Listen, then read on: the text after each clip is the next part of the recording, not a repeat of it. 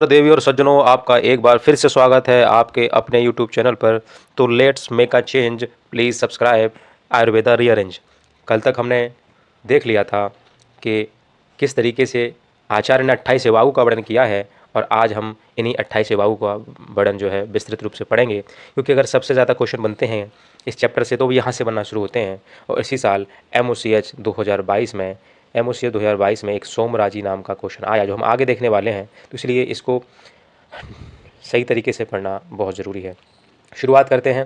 पहले ये वागु की तरफ बढ़ रहे हैं हम लोग। शूल ना सके वागु, शूल ना सके वागु। इसके कंटेंट हैं पिप्पली पिप्पली मूल्य चब्य चित्रक नागरे ये वागु दीपनिया स्यात सूलग्नि चप साधिता। अर्थात पिप्पली, पिप्पली मूल, चब्य, चित्रक, नागर, ये सब आप लोग जानते हो। ये पांचों कंटेंट पंचकूल के हैं। इन्हें हम पंचकूल के नाम से जानते हैं, जिससे कि हम द्रव्यगुण नामक पुस्तक में पढ़ेंगे। इन्हें हम पंचकूल के नाम से जानते हैं। और जब हम फोर्थ चैप्टर पढ़ेंगे तो फोर्थ चैप्टर में भी दीपनी महाकसाय में, ये दीपनी महाकसाय में आपको पुनः मिलेंगे। ये दीपनी महाकसाय में आपको पुनः मिलेंगे। और इसी तरह के कंटेंट आपको शूल प्रशमन में भी देखने को मिलेंगे, शूल प्रशमन महाकसाय में भी देखने को मिलेंगे। तो उसी के आधार पर इसको याद करना बहुत आसान हो जाता है, क्योंकि इसके दोनों जो कंटेंट हैं वो आप देख रहे हैं वो शूल प्रशमन और दीपनीय महाकसाय के हैं। तो इसलिए इसको याद करना बहुत आसान है कि ये अग्निदीपक और शूलनाशक है, ये अग्निदीपक और शूलनाशक है। तो इसलिए आसान होने की वजह से ये एग्जाम में पूछा भी नहीं जाता है इतना ज़्यादा, तो आप इसको इस तरीके से याद रख सकते हैं। आगे अगर हम देखें तो दूसरा है पाचनीय तथा ग्राही पेहा। पाचनी तथा ग्राही पेहा।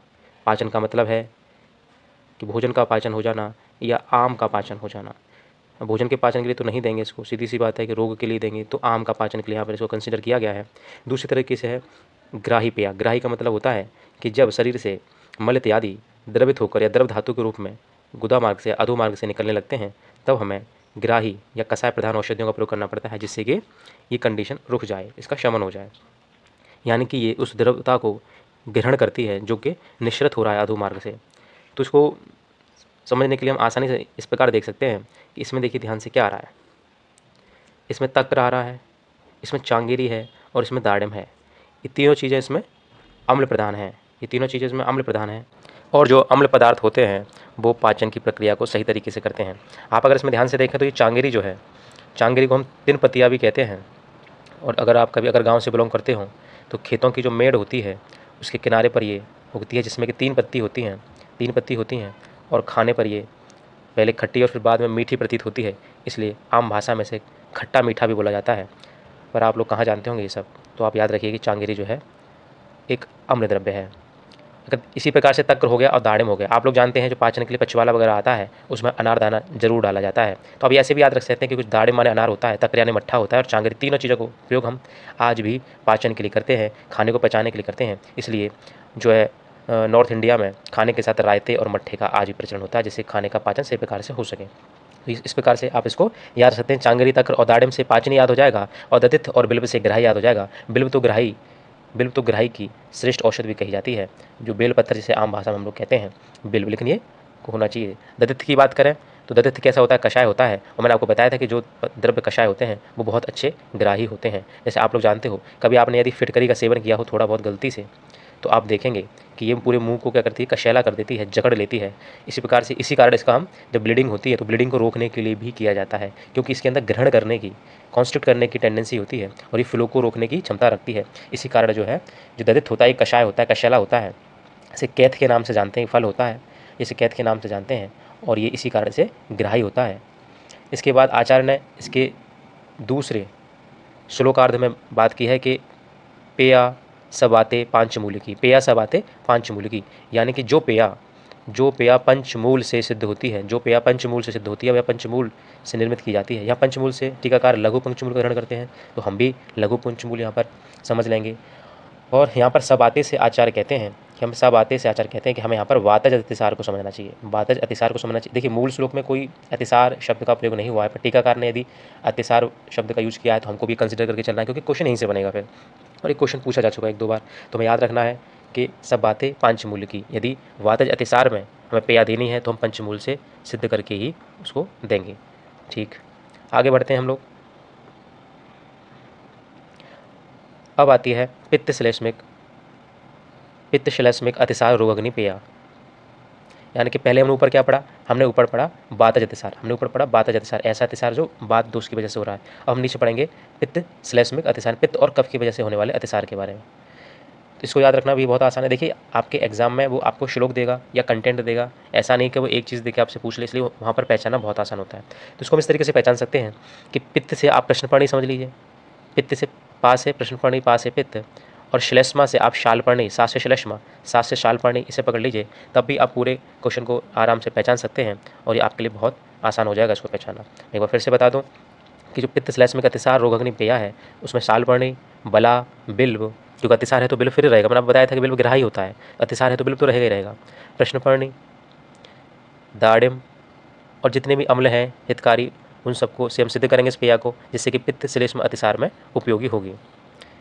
इसके पश्चात हम देखें रक्त अतिसार अग्नि पेया, रक्त अतिसार अग्नि पेया। देखिए हमने सबसे पहले वातज देखा, फिर पित्त कफज देखा, अब हम देख रहे हैं रक्तज अतिसार, ऐसा अतिसार या ऐसे लूज मोशन जिसमें क्या होती है, ब्लीडिंग की संभावना होती है, जिसमें ब्लीडिंग की संभावना होती है, हम इसको देखेंगे। देखिए आप सभी लोग जानते हैं कि डेंगू का सीज़न आने वाला है। जब मैं वीडियो बना रहा हूँ तो ये जो है मानसून है और अब डेंगू का सीज़न शुरू होने वाला है। तो आपने अक्सर देखा होगा कि डेंगू में क्या होता है, वैसे डेंगी कहते हैं, इसका सही प्रोनाउंसिएशन क्या है, डेंगी। तो प्लेटलेट्स जो है डिक्रीज़ हो जाती हैं और कोगुलेशन की क्षमता घट जाती है, इसी वजह से ब्लीडिंग टेंडेंसी हो जाती है पेशेंट के अंदर। तो अक्सर हम क्या करते हैं, बकरी का दूध पिलाने की जो है प्रवृत्ति जो देखेंगे आप लोग समाज में बढ़ जाती है और ये काफ़ी हद तक काम भी करता है। तो इसके और बकरी का दूध आप देखेंगे इस समय पर 500 रुपये लीटर तक हो जाता है। तो इसका मतलब सीधी सी बात है कि हम आराम से याद कर सकते हैं कि यहाँ पर लिखा है पैस्या अर्ध उदके छागे, पैस्या अर्ध उदके छागे, यानी कि छाग माने बकरी, हम बकरी का क्या लें, पय माने होता है दूध, और वो भी अर्ध उदके, अर्ध माने आधा, उदक माने पानी, ऐसा दूध जिसमें कि आधा पानी मिलाया गया हो। यदि ऐसी बकरी के हम दूध को पिएंगे या पेशेंट को पिलाएंगे तो उसमें ब्लीडिंग टेंडेंसी कम हो जाएगी, यानी कि ये किस में काम करेगा, रक्त अतिसार में भी काम करेगा। ब्लीडिंग कहीं से हो तो वहाँ काम करेगा। और आप इसको दिमाग में रख लीजिए, ये क्वेश्चन आता है और आपको पूरे आयुर्वेद में कम से कम 8 बार ये चीज़ आएगी, चाहे चरक सूत्र 25 में आएगी, चाहे आपको चिकित्सा सार में कई बार देखने को मिलेगी कि जो बकरी का दूध होता है वो हर प्रकार की ब्लीडिंग टेंडेंसी उपयोगी होता है। राजस्व वाले चैप्टर में, ट्यूबरकुलोसिस वाले चैप्टर में हम इसको देखेंगे दोबारा से। इसके बाद है हेरीबेर उत्पल नागरे, तो उसको आपको आगे पढ़ने की ज़रूरत ही नहीं है, इसको आगे पढ़ने की ज़रूरत ही नहीं है, आप यहीं से पकड़ सकते हैं, केवल पैस्या अर्ध उदक के छागे से पकड़ लेंगे, बाकी आपको आगे पढ़ने की ज़रूरत ही नहीं है। पेया रक्त अतिसार अग्नि प्रश्न नहीं पढ़ना है, जैसा देता बिल्कुल नहीं पढ़ना है, बस आपको यहीं से पकड़ लेना। पैस्या वो देगा तो श्लोक पूरा देगा, उसकी टेंशन मत लीजिए। एक चीज़ मैं आपको और बता दूं, यदि आप यूजी की प्रिपरेशन के लिए आप इस चैप्टर को देख रहे हैं तो आप इसको स्किप भी कर सकते हैं, क्योंकि इसकी जो यहाँ से जो मैं आज से जो मैं क्लास पढ़ा रहा हूँ वहाँ से क्वेश्चन आने की संभावना 2% होती है, यानी कि बेहद कम होती है। लेकिन जो लोग पीजी की प्रिपरेशन कर रहे हैं वो इस चैप्टर को आसानी से समझ सकते हैं, क्योंकि उन्होंने अच्छे से पढ़ा हुआ है हेरीबेर क्या होता है, उत्पल क्या होता है, उन्होंने साल पढ़ने को पढ़ा हुआ है, क्योंकि वो द्रवगुण पढ़ के आए हैं, तो उन्हें मुझे बहुत ज़्यादा समझाने की ज़रूरत नहीं है। लेकिन जो फर्स्ट ईयर और सेकंड ईयर के लोग हैं वो पहले आराम से द्रवगुण पढ़ लें, उसके बाद इस चैप्टर को पढ़ सकते हैं, वरना आधी चीज़ें आपको समझ में नहीं आएंगी। और यूजी में कोई ऐसा खास क्वेश्चन भी यहाँ से नहीं आता है, वो आपसे नहीं पूछने वाले कि पित्त श्लेष्मिक अतिसार रोगनि पेया को विस्तार पूर्वक वर्णित कीजिए, ऐसा कुछ नहीं पूछने वाले आपसे। ठीक है, तो हम आगे बढ़ सकते हैं।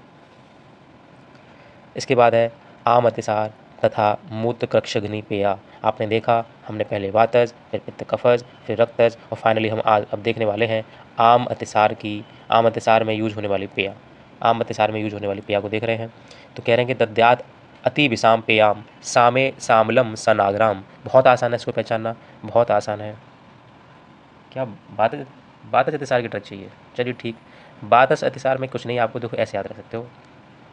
देखो पंचमूल है इसमें, पंचमूल मतलब जो आपने देखा होगा जो पंच लोग होते हैं गांव में, कौन होते हैं, पंच होते हैं। वहाँ कोई न्याय व्यवस्था तो इतनी ज़्यादा सुदृढ़ होती नहीं, तो वहाँ पंच ही जो है न्याय कर देते हैं। कोई भी लफड़ा हो आपका, ज़मीन का, ज़ायदाद का, जोरू का, कोई भी मसला हो, वो पंच लोग ही निपटा देते हैं वहाँ पे। तो इस तरह याद रख सकते हैं कि पंच लोग आपको कोई सजा तो देते नहीं है, वो बातों से फैसला कराते हैं। किससे फैसला कराते हैं, बातों से। वो आपको 2-4 खरी खोटी सुनाते हैं। ऐसा नहीं है कि आपको जो बंदूक लेके लाठी लेके आपके ऊपर चढ़ बैठेंगे, ऐसा कुछ नहीं होने वाला है। बातों से फैसला सुनाते हैं पंच लोग का। वो पंचमूली सब बातें से याद रख लेना कि पंचमूली जो है बातज अतिसार में हम इसे प्रयोग करेंगे। ये बहुत आसान है, कोई बहुत बड़ी बात नहीं है इसमें। हम आगे बढ़ते हैं। आम अतिसार, ये तो और ज़्यादा आसान है। देखिए आम और अतिसार में दोनों में ही आ और आ रहा है, और यहाँ पर अतिविषा में क्या आ रहा है। और वैसे अतिविषा और अतिसार बिल्कुल सिमिलर है लिखने में, अतिसार और अतिविषा। तो आप यहाँ से इसको पकड़ सकते हैं। आम आ रहा है, आ से आम, आ से अतिविसा, आते अतिसार, सब कुछ आ से आ रहा है, तो इसको आप यहाँ से पकड़ सकते हैं। बात रही मूत्रकृक्ष की, तो हम सब जानते हैं कि मूत्रकृक्ष का मतलब होता है कठिनाई से मूत्र का त्याग होना, यानी कि पेशाब में जलन होना, जिसे हम डिस्यूरिया से कोरिलेट करते हैं, बर्निंग सेंसेशन ड्यूरिंग मिक्चुरेशन, तो हम इसको यहाँ से पकड़ सकते हैं डिस्यूरिया से। तो यदि मूत्रकृक्ष में कठिनाई होती है, जलन होती है, तकलीफ होती है, तो देखिए सौंदृष्टा, वैसे तो आप लोग अगर चरकसूत्र 25 पढ़ेंगे या फिर द्रवगुण पढ़ चुके हैं तो आप जानते हैं कि जो गोक्षुर होता है सॉरी, वो मूत्रकृक्ष की ही औषधि है, जो गोक्षुर है वो मूत्रकृक्ष की ही औषधि है। लेकिन फिर भी चलिए आपने नहीं पढ़ा तो हम दूसरी तरीके से इसको देख लेते हैं कि सौदृष्टा का मतलब होता है, सौ माने होता है कुत्ता, दृष्टा माने होता है उसका दांत, और कंटकारी, कंटकारी माने कांटा, कांटा हो गया। तो चाहे कुत्ते का दांत हो और चाहे हो कांटा, चाहे क्या हो कांटा हो, ये दोनों जब चुपेंगे तो बर्निंग सेंसेशन करेंगे नहीं करेंगे, तकलीफ करेंगे नहीं करेंगे, कठिनाई करेंगे नहीं करेंगे। तो इस तरीके से याद रख सकते हैं कि मूत्रकृक्ष को सौदृष्टा और कंटकारी दोनों से कांटों वाली चीज़ें हम इसको आराम से याद कर सकते हैं कि जितनी तकलीफ मूत्र त्याग करने में होती है उतनी तकलीफ कांटा चुभने में या कुत्ते का दांत चुभने में भी होती है। ठीक, बहुत आसान है इसको याद करना। इसके बाद हम बात करें कृमिग्नि एवागु। कृमिग्नि एवागु, देखिए सिंपल सी बात है, कृमिग्नि एवागु में हमें 2-3 चीज़ों को समझना होगा। आचार्य चरक सूत्र 25 में कहते हैं, आचार्य चरक सूत्र 25 में कहते हैं कि बिडंग कृमिग्ना नाम, बिडंग कृमिग्ना नाम, यानी कि कृमि को मारने में बिडंग सबसे श्रेष्ठ होता है, ड्रग ऑफ चॉइस होती है। तो इसको हम वहाँ से याद कर सकते हैं कि जहाँ पर बिडंग आ जाएगा तो हम समझ जाएंगे कि वो कृमिग्न एवागु है। और इस प्रकार की एवागु बहुत उपयोगी होती है क्योंकि कृमि प्रत्यक्ष या अप्रत्यक्ष रूप में किसी न किसी रूप में हर किसी के अंदर कोई ना कोई कृमि होता है, तो उसको शांत रखने के लिए बिडंग की जरूरत तो है ही। इसके बाद देख सकते हैं पिपली, मूल सिग्रू है, मरीच है, हम चाहें तो मरीच से पकड़ सकते हैं कि यदि कृमि का हमें नाश करना है तो मरीच और बिडंग दोनों को कंसिडर करके चल सकते हैं। फिर जो है इतने से हम समझ जाएंगे। बाकी सुबर्चिका भी आ सकते हैं, सुबर्चिका एक क्षार है और क्षार आप जानते हैं बहुत तीक्ष्ण होता है और क्षार तीक्ष्ण होने की वजह से भी कृमि का नाश कर सकता है। तो हम इसमें सुबर्चिका बिडंग और मरीच से कृमिग्नि एवागु को याद रख सकते हैं। आगे बढ़ते हैं, पिपासा तथा विष में प्रयोगार्थ एवागु, पिपासा तथा विष में प्रयोगार्थ एवागु। देखिए पिपासा से आप लोग जानते हैं मृदुका, मृदुका का मतलब क्या होता है, मुनक्का होता है।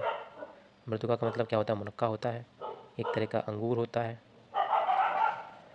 तो यदि आप लोग, और इस संसार में यदि सबसे ज़्यादा कोई चीज़ पी जाती है तो वो क्या है, वो है शराब। और शराब हम जानते हैं किससे बनती है, अंगूर से बनती है। तो आपको इस तरीके से रख सकते हैं कि यदि आपको पिपासा है और प्यास लगी है और उस पिपासा को मिटाना है तो आपको शराब पीनी पड़ेगी। पानी वाली शराब तो हर किसी को लगती है और प्यास जगानी है तो स्पेशल जगाई जाए। तो मृदुका से जो पिपासा याद रख सकते हैं, याद करने के तो तरीके हैं, इसको द्रव्य में नहीं लेना है, सब याद करने के तरीके हैं।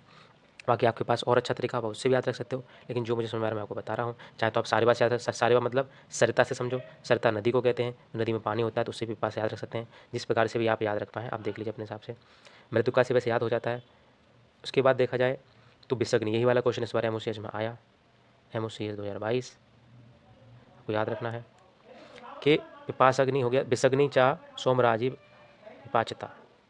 सोमराजी देखिए विष, विष तो आप जानते हैं पॉइजन होता है, जहर होता है। और सोमराजी, सोम का मतलब क्या होता है, अमृत होता है। सोम का मतलब क्या होता है, हम सोम को अमृत भी कहते हैं। तो विष में अमृत काम करेगा, सोम काम करेगा। तो बहुत सिंपल है, इसको याद रखना कि जहाँ सोमराजी दिख जाए आप तो बिसग्नि में लगा सकते हैं। और आप लोग जानते हैं कि सोमराजी जो है बाकुची का पर्याय है और बाकुची जो है कुष्ठ की, क्षेत्र की बहुत बढ़िया औषधि है। इसको आप चिकित्सा शास्त्र पढ़ेंगे।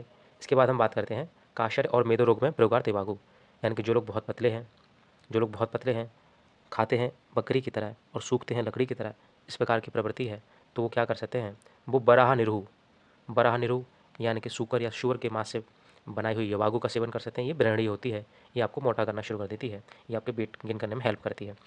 और यदि आप जो है मोटे हैं, पहले से ही मेदो रोग है, तो आपको जो है गवेदुक अन्न खाना पड़ेगा, गवेदुक अन्न। और आप लोग जानते हैं कि गवेदुक अन्न को चरक सूत्र 25 में आचार्य क्या कहते हैं, काशन्या नाम कहते हैं, वृक्षणीय नाम कहते हैं, यानी कि वृक्षण करने में, शरीर को ड्राई करने में सबसे श्रेष्ठ है वो क्या है, गवेदुक अन्न है। गवेदुक अन्न से हम जौनरी, जनेरा, मकई समझ सकते हैं। जो आजकल देखा होगा आप लोग कि वेट लूज़ करने वाले या जिम करने वाले लोग इन्हीं चीज़ों से बनी हुई चीज़ें, ओट्स वगैरह खा रहे हैं, कॉर्नफ्लेक्स खा रहे हैं, इन्हीं चीज़ों को खा रहे हैं जो हमारे आचार्य बहुत पहले बता के गए हैं। आज उस लोगों की मार्केटिंग करके अमीर और अमीर होते जा रहे हैं और आयुर्वेद वाले इंतजार कर रहे हैं तो सिर्फ वैकेंसी निकलने का।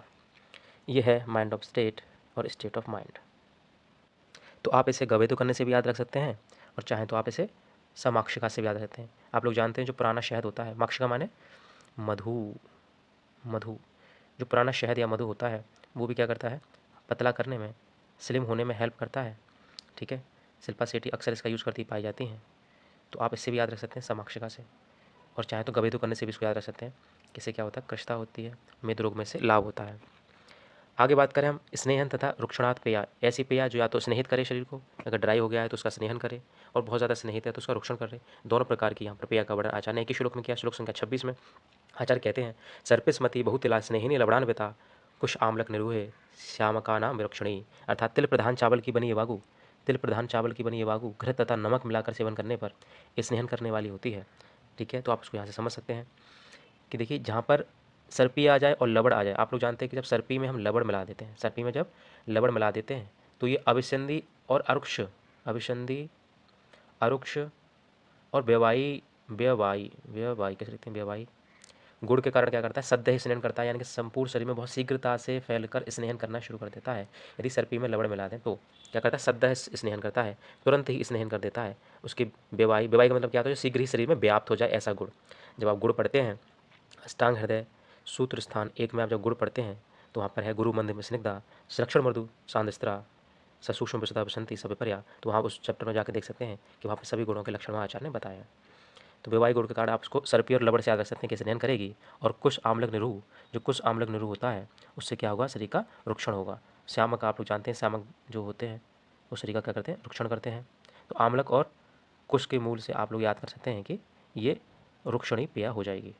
याद रखने के लिए आप इसको इस प्रकार से याद रख सकते हैं कि जो कुश होता है, जो कुश इस प्रकार की घास होती है जिसको पूजा इत्यादि में हम प्रयोग करते हैं।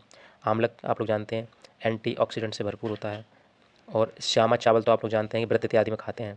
तो तीनों चीज़ें अगर आप ध्यान से देखें तो आप पाएंगे कि इनमें से ऐसा कुछ भी नहीं है जो कि ग्रहण करने वाला हो या स्नेहन करने वाला हो, इस सब की सब रुक्षण करने। अब घास फूस खाने से कौन सा आपको जो है कुछ मिल जाएगा, इससे आपका शरीर रुक्षण ही होता है। तो इस प्रकार से आप इसको याद रख सकते हैं।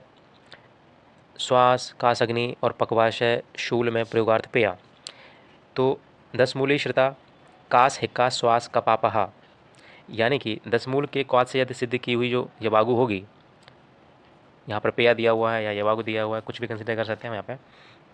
10 मूल के क्वाद में सिद्ध की हुई जो यवागु है वो कास हिक्का और कफज विकारों को दूर करती है। आप लोगों को ये बात पता होगी कि जब हम 10 मूल को याद करते हैं तो उसमें बृहत पंचमूल होता है, मैंने आपको पहले ही बताया था, लघु पंचमूल होता है, बल्ली पंचमूल होता है, कंटक पंचमूल होता है और तड़ पंचमूल होता है। तो हम इसे ऐसे याद कर सकते हैं सिंपल सा कि बीपी बड़े, बिक्की छोटे और आरपी की बकत क्या, बकत बकत, आरपी की बकत क्या, यानी कि ये बात प्रति शामक होती हैं व्रत पंचमूल, लघु पंचमूल बात कब शामक होती हैं, और ये बल्ली कंटक और तड़ पंचमूल जो होती हैं रक्त प्रति शामक होती हैं। इस तरह से हम इसे कंसिडर कर सकते हैं। तो और जो हमारा 10 मूल होता है वो त्रिदोष शामक होता है। तो यहाँ पर हमें इतना याद रखना है कि जो 10 मूली जो हमारी ये वागु या पेया है ये क्या होगी, ये श्वास कासग्नि होगी। और यदि हम बात करें यम के मदिरा सिद्धा, यदि मदिरा को हमने घृत और तेल में सिद्ध कर लिया है, घृत तेल में सिद्ध कर लिया है। अब यहाँ पर देखिए चावल का कोई जिक्र नहीं हुआ है, किसी प्रकार की दाल चावल का जिक्र नहीं हुआ है, तो हम उसे अंडरस्टूड मानेंगे, वो अंडरस्टूड है कि वो होगा ही होगा। यहाँ भले आचार्य ने श्लोक में उसे मेंशन ना किया हो पर हम मान के चलेंगे। यमक का मतलब आप लोग जानते हैं, यमक का मतलब होता है कोई दो स्नेह, कोई दो स्नेह जब लेते हैं तो उसे यमक बोलते हैं। जब 3 लेते हैं तो त्रिव्रत बोलते हैं, जब 4 लेते हैं तो महास्नेह होता है, तो आप जानते ही हैं। तो ये यमक का वर्णन यहाँ पर आया है। तो समझिए कि जब हम मदिरा से सिद्ध कर देंगे यमक को, यानी कि किसी 2 तेलों में, यमक का मतलब यहाँ पर घृत और तेल ले लेते हैं अपन लोग, तो ये पकवासे की रुझा का नाश करती है। अब मदिरा तो देखिए अच्छी अच्छी रुझाओं का नाश कर देती है, हर गम को भुला देती है। तो पकवासे की रुझा क्या है, तो जब भी पकवासे रुझा आएगी आप ऑटोमेटिक से याद रख सकते हैं कि मदिरा है, मदिरा का सेवन यहाँ पर हमें करना है, मदिरा से सिद्ध पेय या यवागु का सेवन हमें कराना है। ये तो बहुत आसान हो गया। चलिए आगे देखते हैं, आगे कुछ अन्य यवागु दिए हुए हैं। देखिए इसके बाद हम अगर बात करें सारक, सारक तथा ग्राही यवागु। सारक का मतलब ये है जो कि द्रवित मल को बाहर निकालें, उनका रेचन करें, ऐसी यवागु कौन सी हैं।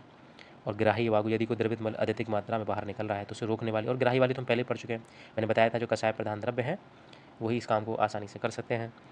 तो देख लेते हैं फटाफट से। आप सब लोग जानते हैं जो मांस होती है, मांस उड़द की दाल जिसे कहते हैं, उड़द की दाल जिसे कहते हैं, और जो शाक होते हैं, साग जो हरी पत्तेदार सब्जियां होती हैं, ये क्या होती हैं, ये बल्क फॉर्मिंग लैक्सेटिव होते हैं, एक तरीके के बल्क फॉर्मिंग लैक्सेटिव होते हैं। हम कह सकते हैं मल जनानाम होते हैं, मल के जनक होते हैं, मल का निर्माण करते हैं जिससे कि कॉन्स्टिपेशन जैसी कंडीशन ना हो पाए, इसलिए इन्हें सारा क्या रेचक की संज्ञा दी गई है यहाँ पर। तो हम शाक से और मांस से, उड़द की दाल से समझ सकते हैं।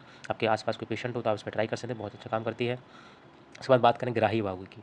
ग्राही में आपको पहले बता चुका हूँ कि जितने भी द्रव्य कषाय प्रधान होते हैं, जो कषैले होते हैं, जैसे कि कच्चे आम की गुठली ले लो, जामुन ले लो, या आम रस्ती भी दी हुई है, चाह दी हुई है यहाँ पर, आम की गुठली ले लो। और मैं दधित और बिल्व आपको पहले बता चुका हूँ। दधित और बिल्व ग्राही होते ही होते हैं क्योंकि कषाय होते हैं, और बिल्व तो ग्राही की ड्रग ऑफ चॉइस है, श्रेष्ठ औषधि है, तो आप इसको कंसिडर कर सकते हैं यहाँ पर। यह है बेहद आसान इसको याद करना। हम आगे चलते हैं। आगे है बात अनुलोमनी और भेदिनी यवागु। बात अनुलोमनी और भेदिनी यवागु। अगर हम भेदिनी की बात करें तो इसमें आप देखेंगे श्लोक में क्षार, चित्रक, हिंगु, अम्ल, वेतस ये दे रखा है। और हम सब जानते हैं कि हिंगु जो है बहुत अच्छा, जो इसे हींग कहते हैं, बहुत अच्छा भेदन करती है। भेदन का मतलब होता है मल का भेदन करना, मल को कई हिस्सों में तोड़ देना, तो मल का भेदन करती है। हिंगू, तो हिंगू से इवन हम क्षार से इसको पहचान सकते हैं, हिंगू से अम्ल वेतस भी लगभग यही सारे काम करता है। तो हम इससे बाकी हम इसको डिटेल में जब चरक सूत्र 25 देखेंगे तो उसके कई सारे फंक्शन को हम लोग देखेंगे, और वहाँ उसकी कार्मुकता के आधार पर यहाँ से याद करना बहुत आसान हो जाता है। फिलहाल इसको आप यहाँ से ऐसे देख सकते हैं। बात करें बात अनुलोमनी यवागु की, तो बात अनुलोमनी यवागु से हम पकड़ सकते हैं जो हरितकी होती है, ये हरितकी क्या करती है, अपान वायु या बात का क्या करती है, अनुलोमन करती है। इसलिए इसे कई बार रेचन के तौर पर भी यूज़ किया जाता है हरितकी चूर्ण को। अब यह हो गई पिपली मूल है, बिस्वा शुंठी भी क्या करती है, आम पाचन और बात का अनुलोमन करती है। यदि आप उसको थोड़ा सा ट्रिक से देखना चाहते हैं तो ऐसे देख सकते हैं कि जो लोग अभय होते हैं, जो लोग निडर होते हैं, जो लोग यानी पीपल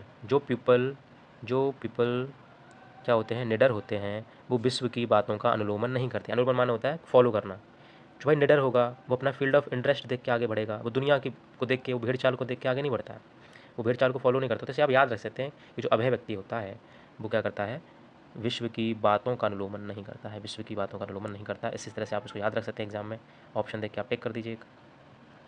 इसके बाद हम आगे बढ़ें तो हम देख रहे हैं घृत तथा तेल व्यापक में प्रयोगार्थ यवागु। ये भी आपको चरक सूत्र 25 में, यहाँ पर ज़्यादातर श्लोक जो है चरक सूत्र 25 से कॉपी किए हुए हैं। और चरक सूत्र 25 जो कि अग्र प्रकरण नामक अध्याय है, वो आप लोग जानते हैं कि आप एग्जाम की दृष्टि से बहुत इंपॉर्टेंट होता है, और वो सबको रटना ही पड़ता है, याद करना पड़ता है। उसकी बहुत सारी ट्रिक हम लोग वहाँ देखेंगे, याद करने के तौर तरीके देखेंगे, लेकिन वहाँ से ये चैप्टर आधा तो कवर हो ही जाता है, इसलिए वो चैप्टर पहले पढ़ना ज़्यादा जरूरी है। और आप द्रव्यगुण में चैप्टर को ढंग से पढ़ते ही हैं, बाकी संहिता के पोषण में उसे पढ़ा जाता है। तो घृत तथा तेल व्यापक में प्रोगार्थ यवागु देखें। तक्र सिद्धा यवागु स्यात् घृत व्यापत नाशिनी। तक्र सिद्धा यानी कि यदि कोई भी यवागु, यानी कोई भी चावल या चावल जैसी संरचनाओं से बनी कोई यदि डिश है और वो किसी तक्र से सिद्ध की गई है, तो वो घृत व्यापत, यदि जो ज़्यादा घी खाने से अजीर्ण हो गया है, कॉम्प्लिकेशंस हो गए हैं, ज़्यादा घी खाने से अपच हो गई है, इंडाइजेशन हो गया है, उपद्रव हो गए हैं, तो वहाँ पर ये तक्र जो है वहाँ काम करता है। तेल व्यापत यवागु की बात करें, तेल व्यापत यदि तक्र और पिन्याक आप लोग जानते हैं, जब सरसों के प्लांट से जो है तेल निकाला जाता है तो उसका जो बाई प्रोडक्ट होता है वो खली के रूप में मशीन से दूसरी साइड से बाहर निकलता रहता है, खली के रूप में, इसे हम खली बोलते हैं। और ये जानवरों को खिलाई जाती है, ये जानवरों के चारे के रूप में से खिलाया जाता है। तो आप याद रख सकते हैं। तो तक्र और पिन्याक से सिद्ध की यवागु जो होती है, तक्र और पिन्याक से सिद्ध की जो यवागु होती है वो तेल के जीर्ण में, अब लोग याद रखना कि सरसों के जो प्लांट होता है उसी से तेल बनता है और उसी से खली बनती है, तो ये उसी का एंटीडोट है। और मैंने आपको बताया था कि आयुर्वेद में जो औषधियाँ दी जाती है आखिर वो पूर्ण रूप से क्यों दी जाती हैं, उनका एक्सट्रैक्ट निकाल के कैप्सूल में देना क्यों कहा था, कि मैंने आपको बताया था क्योंकि यदि कोई साइड इफेक्ट होता भी है आयुर्वेदिक औषधियों में तो उसका एंटीडोट उसी में मौजूद होता है। इसलिए आयुर्वेद की ज़्यादातर कल्पनाएँ पूर्ण रूप से दी जाती हैं, कल्प के रूप में, चूर्ण के रूप में, कषाय के रूप में, पर उनका एक्सट्रैक्ट निकालना आयुर्वेद में बहुत कम बताया है। खैर, एलोपैथी और इस बाजारीकरण में हम लोग भी कैप्सूल बनाना सीख गए हैं, जो आगे जाकर घातक सिद्ध होने ही वाला है, पर अभी मार्केट का दौर है तो हम इसे फॉलो कर सकते हैं, क्या कर सकते हैं उसमें। तो तक्र और पिन्याक याद रखना बेटा, जिससे पिन्याक खली बनती है उसी से जो है तेल बनता है, तो तेल के जीर्ण में जो है पिन्याक काम आ जाएगा। तो तक्र पिन्याक से ऐसे याद रख सकते हैं, तक्र सिद्ध जो हो जाएगा वो घृत में हो जाएगा, और पिन्याक से आप याद रख सकते हैं कि ये तेल के जीर्ण में काम आ जाएगा। ठीक। अब विषम ज्वर अग्नि और कंठरोग अग्नि, ये तो बहुत सरल याद करना। देखिए सिंपल सी बात है, गव्य मांस रसे, यानी कि देखिए जो गाय के मांस को खाएगा, जो गाय के माँ, इसे याद रखने के तरीके बता रहा हूँ मैं, जो गाय हमारे लिए क्या पूजनीय है, तो उसे क्या हो जाएगा, ज्वर हो जाएगा। उसे गिल्ट में क्या हो जाएगा, ज्वर हो जाएगा। ज्वर भी कैसा, सामान्य ज्वर नहीं हो जाएगा, विषम ज्वर हो जाएगा। क्रिया कालो अनुसंगमान, यानी कि जिसका ना क्रिया पता है ना इसका काल कोई फिक्स होता है, ऐसा ज्वर विषम ज्वर होता है। तो इस प्रकार का ज्वर हो जाएगा। इसे याद रखने के लिए हम ऐसे याद रख सकते हैं कि गव्य मांस रस से सिद्ध की गई और खट्टे नार के रस से बनाई गई यवागु जो होती है विषम ज्वर को दूर करती है। और दूसरा देखें हम कंठ रोग, यदि कंठगत रोग हो गए हैं, कंठगत रोग हुए तो यवानाम यम के पिपल्या आम्ल के श्रिता, यवा नाम यम के, यानी कि यव को घृत और तेल में भूनकर, यव जानते हो आप लोग जौ को कहते हैं, यव को घृत और तेल में भूनकर पिप्पली और आंवले के क्वाथ से सिद्ध की यवागु कंठ रोगों में लाभकारी होती है। तो चाहे तो आप आंवले से याद रख सकते हैं। कुछ लोग कहते हैं कि आंवला खाने से सुबह सुबह आवाज़ अच्छी होती है, रियाज़ करने में आसानी होती है, तो आप उस तरीके से भी याद रख सकते हैं। अदरवाइज यवा नाम यम के आप याद रखना कि एक यवन राग होता है, एक यवन राग होता है संगीत में, और यवा नाम माने हम याद रख सकते हैं युवा, यवा नाम से युवा। तो आजकल के जो युवा हैं वो बहुत अच्छी गायकी कर रहे हैं, चाहे आचार्य जो हनी सिंह हो, चाहे बादशाह जी हों, और चाहे अन्य जो भी आप लोग जानते हो, मुझे तो ज़्यादा नाम पता नहीं है। तो याद रखना युवा नाम यम के। तो इस तरह से आप कंठ रोग याद रखोगे, आपको कंठ रोग याद हो जाएगा युवा नाम यम के से। बाकी आप जिस प्रकार से याद रखें आप रख सकते हैं। इसके बाद हम लोग देख लेते हैं शुक्रवैर श्रोतस में शूल समनार्थ वृश्य प्रयोगार्थ हेवागु, यानी कि ताम्र चूड़ रस सिद्ध रेतु मार्ग रोजापहा। यानी कि जब भी शुक्रवैर श्रोतस में रेतु मार्ग, रेतस किसका पर्याय है? रेतस है शुक्र का पर्याय, और मार्ग यानी कि वो चैनल जहाँ पर वो श्रवित होता है। रोजापहा यानी वहाँ पर यदि पीड़ा होती है, उस शुक्र के मार्ग में यदि कहीं पीड़ा होती है, तो ऐसे में हमको दारू मुर्गा का सेवन करा देना चाहिए। तो हमें ताम्र चूड़ रस याद रखना है, मुर्गे के मांस रस से बना हुई वाहु याद रखना है। मुर्गे का चिकन खिला दोगे तो ताकत आएगी, शुक्र का निर्माण होगा, इस प्रकार से वेदना दूर हो जाएगी। और यहाँ पर था वीर्यवर्धक, और यदि आपको वीर्य बढ़ाना है, सीमन या स्पर्म काउंट बढ़ानी है, सीमन की मात्रा को बढ़ाना है, तो आप लोग क्या कर सकते हैं? तो हम लोग जो है घृत तथा दूध से बनाई उड़द की दाल, ठीक है, उड़द की दाल से जो यवागु बनेगी वो वीरवर्धक होती है। और हम आगे देखेंगे कि जो मांस होता है वो शुक्रवर्धक होता है। और जब बाजी चरक चिकित्सा 2 में हम जब बाजी कारक योग देखेंगे तो उसमें मांस के न जाने कितने योग आचार्य ने वर्णित किए हैं, तो हम समझ सकते हैं कि जो उड़द की दाल होती है वो शुक्र वृद्धि में बहुत उपयोगी होती है। आगे कुछ अन्य देखें तो मदरोग तथा क्षुधा रोग में प्रयोगार्थ हेवागु, यानी किसी को मदरोग हो गया है, तो मदरोग आप लोग जानते हैं, मद को आप मदिरा से याद रख सकते हैं। मदरोग इसलिए कहते हैं क्योंकि इसमें जो लक्षण होते हैं मदरोग में वही होते हैं जो मदिरा सेवन के पश्चात किसी व्यक्ति के अंतर्गत होते हैं, इसलिए इसे मदरोग की संज्ञा दी जाती है। ठीक है, ये मदिरा पीने से नहीं होता है, ये मदिरा पीने से नहीं होता, बल्कि इसके लक्षण जो है मदिरा पीने वाले व्यक्ति के समान होते हैं, इसलिए इसी कारण से मदरोग कहते हैं। तो देखिए सिंपल सी बात है, यदि मद विनाशिनी है तो मद से याद रखेंगे आप उपोदिका। वैसे तो उपोदिका क्या है? उपोदिका शाक होता है, एक शाक का नाम है उपोदिका, ठीक है, जैसे पालक होता है, मेथी होता है, उपोदिका एक शाक का नाम होता है। पर फिलहाल इसको हम बोधका देख लेते हैं, और बोधका से याद रहना चाहिए बोर्ड का। बोर्ड का क्या है ये आप सभी लोग जानते हैं, इसके बारे में तो बहुत कम लोग मैं जानता हूँ, लेकिन आप इसको बहुत अच्छी तरीके से जानते होंगे। तो उस बोध का से मद विनाशिनी आपको आराम से याद हो जाएगा। एक तरफ बोर्ड का है, एक तरफ मद है, तो ये आराम से कोरिलेट हो जाएगा और आप इसे अच्छी प्रकार से याद रख सकते हैं।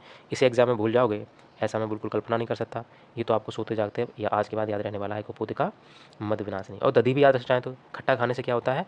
खट्टा खाने से उतर जाती है, कई बार आपने सुना होगा खट्टा खाने से उतर जाती है, तो दही खा लो खट्टा खट्टा, शायद मद विनाशिनी हो। और रही क्षुदाम हन्याद अपामार्ग चीर गोधा रसे, यदि बहुत ज़्यादा भूख लगी हो, क्षुधा बहुत ज़्यादा क्या लगी हो? भूख लगी हो, यानी कि एक ऐसी बीमारी होती है भस्मक रोग की कि जिसमें इंसान बहुत ज़्यादा खाता है पर उसकी भूख नहीं मिटती, हर 2-2 घंटे पर खाता रहता है, उसका मेटाबॉलिज्म बहुत ज़्यादा फास्ट होता है, जैसा कि हम हाइपरथायरॉयडिज्म के केस में देखते हैं और अन्य बीमारियों में भी देखते हैं। तो ऐसी कंडीशन में हम क्या कर सकते हैं कि जो अपामार्ग होता है, ठीक है, इस चैप्टर का नाम ही जो है अपामार्ग तंदुली है, जो हमने सबसे पहले पढ़ा था, अपामार्ग कैरेंथस एस्पेरा। तो इसके बीज के युवागु से भी भूख का नाश हो जाता है। और एक होती है गोधा, गोहो के मांस से। गोधा जो है एक तरह समझ सकते हो कि बड़ी मछली कह रहा हूँ, बड़ी छिपकली की तरह दिखाई देती है, और ये आप गांव इत्यादि में देख सकते हो, ये काफ़ी बड़ी छिपकली की तरह होती है, मतलब छिपकली के साइज से आप उसे करीब करीब 10 गुना समझ लीजिए, इतनी बड़ी होती है, और ये बहुत ही अजीब सी होती है।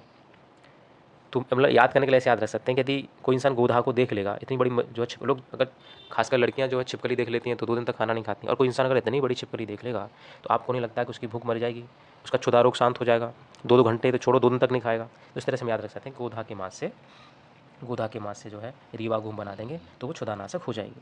ठीक है, इसके बाद इसके जो अंतिम श्लोक की तरफ बढ़ रहे हैं हम लोग, कुछ जो अंतिम श्लोक दिए हुए हैं उनको देख लेते हैं समराइज करते हुए। यवागु तथा पंचकर्म द्रव्य उपसंहार कह रहे हैं किस प्रकार अध्याय में 28 सेवाओं का वर्णन किया गया। क्वेश्चन बहुत पूछा था कितने 28 सेवाओं का वर्णन किया गया, बस यहाँ यवागु ही नहीं आपने देखा पंच पेया भी हैं जो मैंने आपको शुरुआत में बताया था, कहने के लिए यहाँ पर यवागु का वर्णन किया गया। और कुछ तो इसमें इतना इंपॉर्टेंट नहीं है, बस पंचकर्म आप लोग जानते हैं, पंचकर्म कीर्तिता पुनः इन औषधियों का इस अध्याय में भी पंचकर्म पूर्ण करने हेतु पुनः वर्णन किया गया है। और अध्याय का उपसंहार आचार्य इस श्लोक से कर रहे हैं कि स्मृतिमान हेतु युक्तज्ञो जितात्मा प्रतिपतिमान विषग औषध संयोग चिकित्सा कर्तुमहर्ति।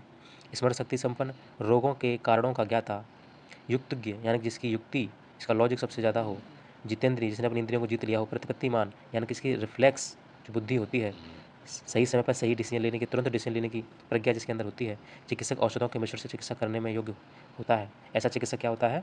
ऐसा चिकित्सक औषधों के मिश्रण से, यानी कि फिर उसे अगर उसको कोई नई व्याधि भी नज़र आ जाए तो वो अपने क्लिनिक में, अपनी डिस्पेंसरी में उपलब्ध विभिन्न प्रकार की औषधियों से ही मिश्रण बनाकर उस व्याधि के निदान में लग जाता है और निश्चित रूप से सफलता प्राप्त करता है। तो इस प्रकार से यह आज हमारा अध्याय समाप्त होता है। निश्चित रूप से आपको पीजी या एमओ के एग्जामिनेशन में इसमें 2-3 क्वेश्चन देखने को मिलेंगे और यूजी में भी कई बार यहाँ से शॉर्ट में क्वेश्चन आ जाता है, तो आप इसको एक बार देख लीजिए।